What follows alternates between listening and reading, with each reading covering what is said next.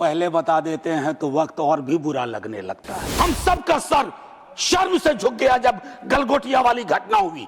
मैं आपको ब्लेम नहीं करना चाहता, लेकिन क्यों हुआ वो? इसलिए कि हमने पब्लिक फंडेड एजुकेशन की तिलांजलि कर दी। सर बिहार के हिस्से में ट्रेन आती है, निवेश किसी 2-3 अन्य राज्यों को जाता है। सर ये परिपाटी बदलनी चाहिए। आज भी बिहार पलायन का दंश झेल रहा है। रोजगार के मामले में हम सबसे निचले सूचकांक पे हैं। SC/ST स्कॉलरशिप्स को लेकर के विल्सन साहब कह गए, अगर आप मार्जिनलाइज्ड कम्युनिटीज में इन्वेस्टमेंट नहीं करेंगे तो you are actually decimating the very structure of an inclusive economy and an inclusive society. जब से शुरू हुआ आज तक उसमें कोई इंक्रीमेंट ही नहीं हुआ, बढ़ोतरी ही नहीं हुई। कैसे पढ़ेगा इंडिया भाई? माननीय सदस्य प्रोफेसर मनोज कुमार झा, 8 मिनट। शुक्रिया। वक्त पहले बता देते हैं तो वक्त और भी बुरा लगने लगता है। आपको आपकी ज्यादा मिला है, पहले 3 मिलता है। माननीय उपसभापति महोदय, बजट के दौरान भी एक बात से चर्चा शुरू की थी। वित्त मंत्री साहब हैं, एक सवाल हम सब एक दूसरे से पूछें और सदन में सामूहिक रूप से पूछें कि बजट किसके लिए होता है। माननीय मंत्री महोदय, आपकी तवज्जो चाहूंगा। आप थोड़ा मेरी ओर देखेंगे तो मुझे अच्छा लगेगा। तो माननीय उपसभापति महोदय, एक सेकंड बेटा। माननीय उपसभापति महोदय, मेरा ये मानना है कि हम सबको ये सोचना चाहिए कि आखिर बजट किसके लिए होता है, उसकी प्राथमिकताओं में कौन है, अप्रोप्रिएशन के आधार क्या है, क्या वो आधार हमारे समावेशी विकास के चरित्र से मेल खाते हैं या नहीं। क्योंकि मुफलिसी हिस्से लताफत को मिटा देती है। मुफलिसी हिस्से लताफत मतलब मैं अच्छा हूं, मेरे अंदर का गुण मिटा देती है, और भूख आदाब के सांचे में ढल नहीं सकती।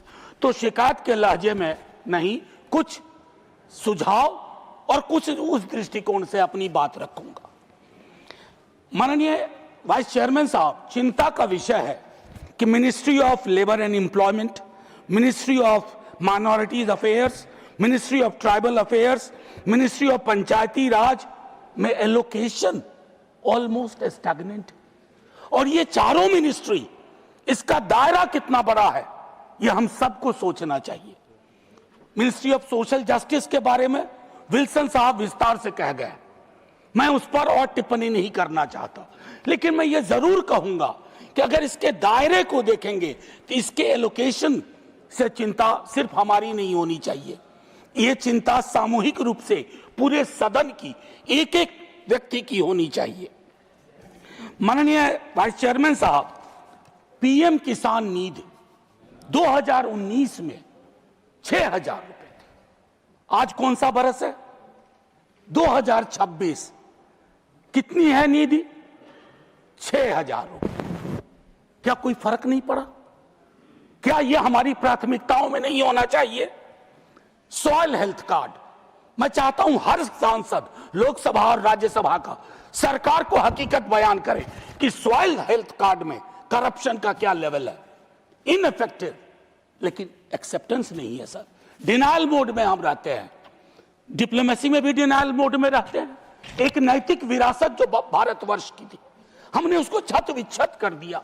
अरे कुछ नहीं, कम से कम 175 बच्चियां मारी गई थी, उसको तो कंडेम कर सकते थे, लेकिन उसके नतीजे में आज जो परेशानियां हम झेल रहे हैं वो हर व्यक्ति की परेशानी है, हर सरकार की परेशानी है, हर नागरिक की परेशानी है। माननीय उपसभापति महोदय, एजुकेशन के बारे में, चूंकि ये मेरा क्षेत्र भी है, मैं एक विश्वविद्यालय से आता हूं और मैं कहूं, सिर्फ आपसे शिकायत नहीं कर रहा हूं, एजुकेशन हमारे देश की प्राथमिकता में नहीं आ पा रहा। आजादी के बाद से कैसे विश्वगुरु बनेंगे, कैसे स्ट्रक्चर खड़ा करेंगे? हम सबका सर शर्म से झुक गया जब गलगोटिया वाली घटना हुई। मैं आपको ब्लेम नहीं करना चाहता, लेकिन क्यों हुआ वो? इसलिए कि हमने पब्लिक फंडेड एजुकेशन की तिलांजलि कर दी है, इतिश्री कर दिया है। मेरा प्राइवेट से विरोध नहीं है, लेकिन कोई तो पैरामीटर हो। गुणवत्ता जांच का कोई तो सिलसिला हो, कुछ तो हम तय करें, अन्यथा माननीय वाइस चेयरमैन साहब बहुत परेशानी होगी। मैं नॉन नेट फेलोशिप, हम सब वाकिफ हैं, जब से शुरू हुआ आज तक उसमें कोई इंक्रीमेंट ही नहीं हुआ, बढ़ोतरी ही नहीं हुई। कैसे पढ़ेगा इंडिया भाई हवा में? कि कुछ आधार भी चाहिए। SC ST स्कॉलरशिप्स को लेकर के विल्सन साहब कह गए, अगर आप मार्जिनलाइज्ड कम्युनिटीज में इन्वेस्टमेंट नहीं करेंगे तो you are actually decimating the very structure of an inclusive economy and an inclusive society. You cannot live up to the expectations of your preamble, because that does not follow mere rhetorical slogans or garlanding of Mahapurush on a given day.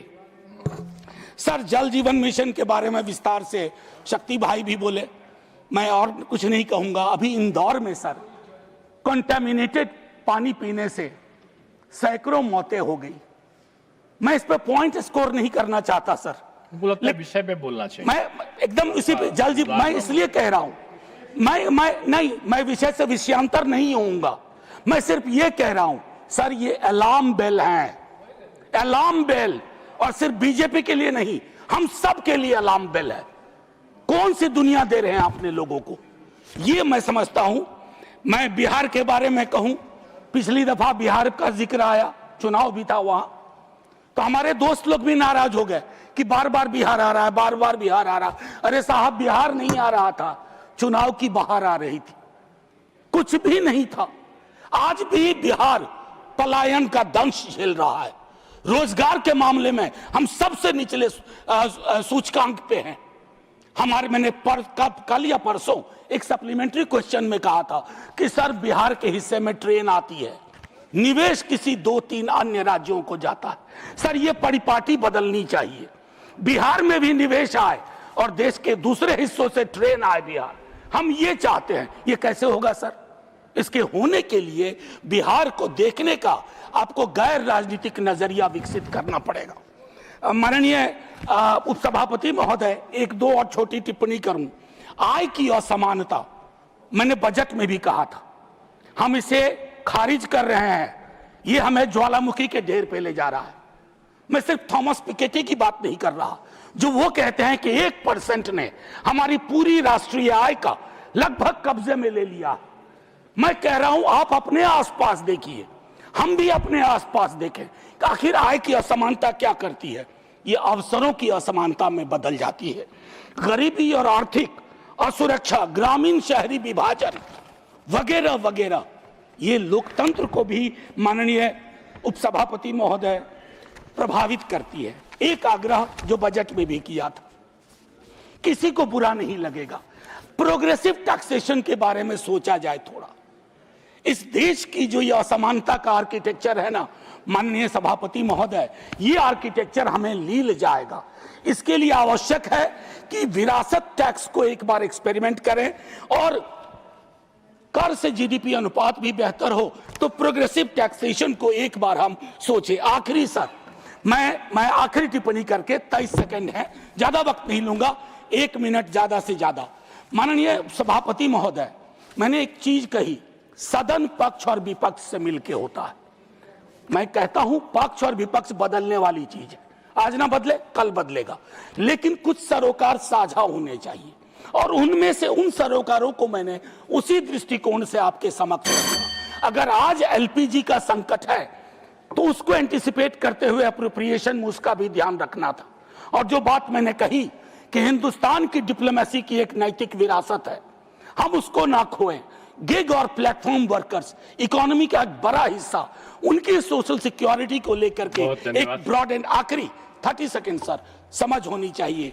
और कभी कभी सरकार ये फैसले करती है ना, अपनी भी नीतियों को पलट देती है।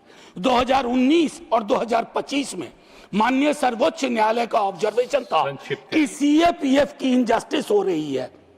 खुद जावड़ेकर साहब ने तब प्रेस कॉन्फ्रेंस की थी कैबिनेट के बिहाफ पे और कहा था ऐसा नहीं होने देंगे, लेकिन आज फिर से मैं समझता हूं सीएपीएफ को उनकी इनजस्टिस को ऑगमेंट करने की सिस्टमैटिक कोशिश हो रही है। सर, जय हिंद बोलने दीजिए। सर, जय हिंद से पहले थम्बी साहब को मत बुलाइए। जय हिंद सर।